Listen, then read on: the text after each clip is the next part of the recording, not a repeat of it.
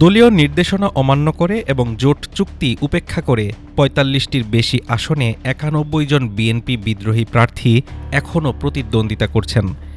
আজ মঙ্গলবার প্রার্থিতা প্রত্যাহারের শেষ দিন থাকলেও বিএনপির কেন্দ্রীয় নেতৃত্ব এই বিদ্রোহী প্রার্থীদের সঙ্গে সমঝোতার চেষ্টা এখনও চালিয়ে যাচ্ছেন।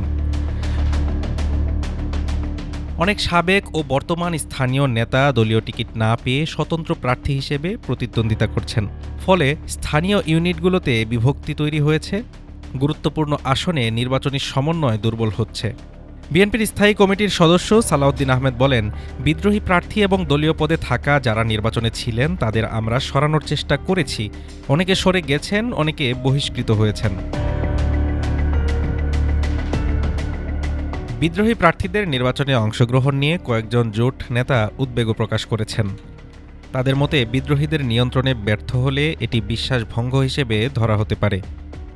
এছাড়াও দলের শীর্ষ নেতারাও সমস্যার কথা স্বীকার করেছেন, তবে রাতারাতি সমাধান কঠিন।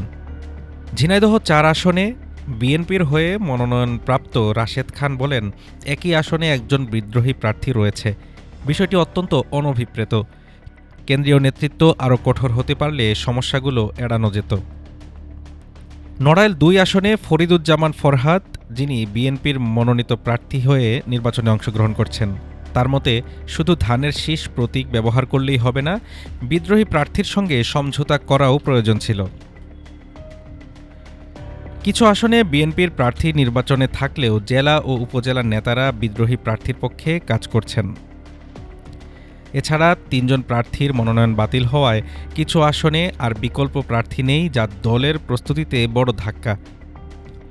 বিএনপির এই বিদ্রোহী পরিস্থিতি কেবল একটি অভ্যন্তরীণ জটিলতা নয়, এটি জোট নিয়ন্ত্রণ এবং বিশ্বাসের পরীক্ষা। কেন্দ্রীয় নেতৃত্বের জন্য চ্যালেঞ্জ হল কিভাবে নির্বাচন ও দলীয় শৃঙ্খলা একসঙ্গে বজায় রাখা যায়। Desk report, Dhaka today.